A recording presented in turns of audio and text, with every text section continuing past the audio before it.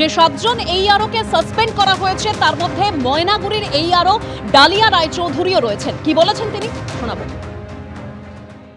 আমি আমার ইনস্ট্রাকশন উদাহরণ কর্তৃপক্ষের ইনস্ট্রাকশন অনুসারেই কাজ করেছি, এটুকুনি আমি বলতেছি। আর কিছু আমি এখন এই মুহূর্তে বলবো না। বেশ কিছু অভিযোগ এসেছে আপনার বিরুদ্ধে, আপনি ওই ডকুমেন্টস প্রপার চেক না করে আপলোড করে দিয়েছেন।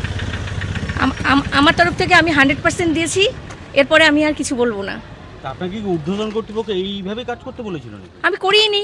তাহলে আপনি বলছেন ঊর্ধ্বতন কর্তৃপক্ষ? হ্যাঁ, ঊর্ধ্বতন কর্তৃপক্ষ সঠিক নির্দেশ দিয়েছে, সঠিক কাজই করেছি আমি। আচ্ছা, তো সাসপেন্ড করলো কেন তাহলে? সেটা তো ওনারা বলতে পারবেন। এখন আপনি কি করবেন? এখন আমি কি করবো, আমি এখনো জানি না কি করব। আচ্ছা, কি ডিএম ম্যাডাম ডাকিয়ে পাঠিয়েছে?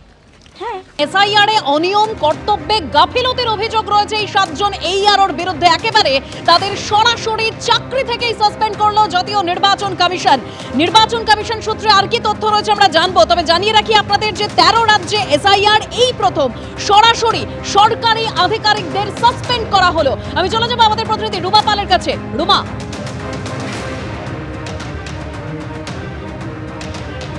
দেখো, কমিশন জানাচ্ছে যে 2000 সালে সুপ্রিম কোর্টের রায় অনুযায়ী এটা হয়েছে এবং সেক্ষেত্রে বলে রাখি যে সেই সময় কেন্দ্রের ডিওপিটি এবং রাজ্য সরকার এবং ইসিআই এর মধ্যে একটা চুক্তি হয়েছিল এবং সেক্ষেত্রে চুক্তিতে বলা হয়েছিল যে ইসিআই প্রয়োজন হলে এই ধরনের একদম সরাসরি কিন্তু সাসপেনশন করতে পারে এবং সেই ক্ষেত্রে কিন্তু সেই সুবাদেই কিন্তু এই ধরনের সরাসরি সাসপেনশন হয়েছে। এবং যেহেতু এসআইআর প্রক্রিয়া চলছে বেশ কয়েকটি রাজ্যে এবং সেক্ষেত্রে সরাসরি যে সাসপেনশন সেটা কিন্তু এই রাজ্যেই হলে বলে মনে করা হচ্ছে। কারণ এর আগে দেখা গেছে যে অন্য রাজ্যের ক্ষেত্রে, যেমন বিহারের কথা যদি উল্লেখ করা হয়, বিহারের ক্ষেত্রে দেখা গেছে যদি কোনো সাসপেনশনের বিষয় এসেছে সেক্ষেত্রে কিন্তু রাজ্য সরকার করেছে, কিন্তু এখানে দেখা যাচ্ছে কোনো ব্যবস্থা গ্রহণের ক্ষেত্রে যেহেতু নির্বাচন কমিশন এবং রাজ্য সরকারের মধ্যে একটা সংঘাত তৈরি হয় বা চাপানুতর চলে, সেক্ষেত্রে দেখা যাচ্ছে যে এই 7 যে এইআরও আধিকারিক রয়েছে তাদেরকে থেকে চাকরি থেকে কিন্তু সাসপেন্ড করলো নির্বাচন কমিশন।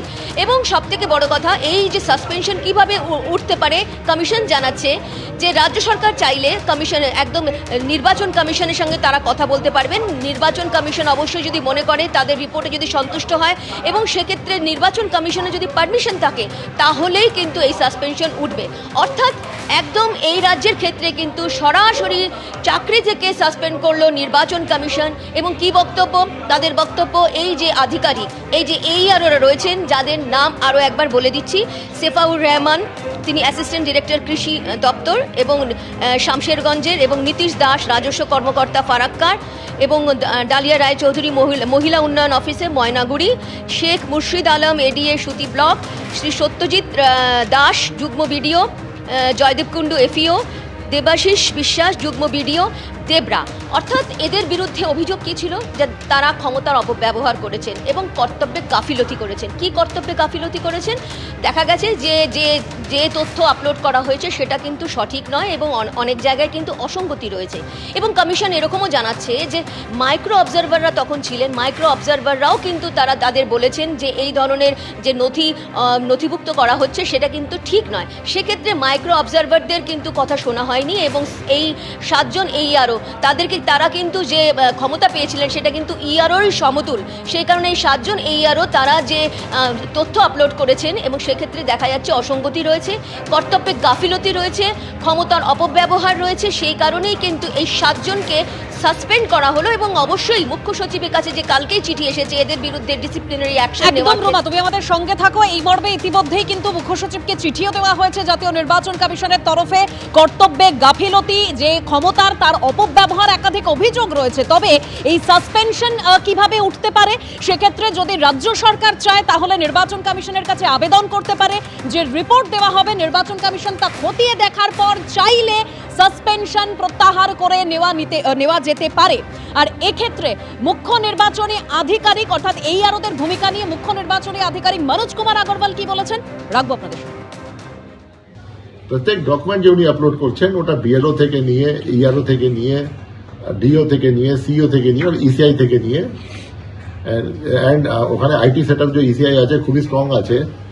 অ্যান্ড ওখানে মাল্টিপল চেকিং হয়, আমাদের অফিসে মাল্টিপল চেকিং হয়, ডিও থেকে মাল্টিপল চেকিং হয়। অনেক জিনিস যে আছে রেড ফ্ল্যাগ হয় সফটওয়্যার থেকে, যখন ইনকনসিস্টেন্সি থাকে, যেখানে ডকুমেন্ট ঘাটতি থাকে, তারপরে ওটা ম্যানুয়াল চেকিংও হয়। তো আমি এটাই বলছি কি যেটা আছে অ্যাজ পার রুল রেগুলেশন কাজ করাই বেস্ট আছে। এখনো যত এন্ট্রি হয়ে গেছে ওটা রিভিউ করে নেবেন, যত ডিসপোজাল আছেন রিভিউ করে নেবেন। টাইম আছে, time is there up to 21st, and it is better to exercise all the powers as per the law and guidelines. ABP Ananda, এগিয়ে থাকে, এগিয়ে রাখে।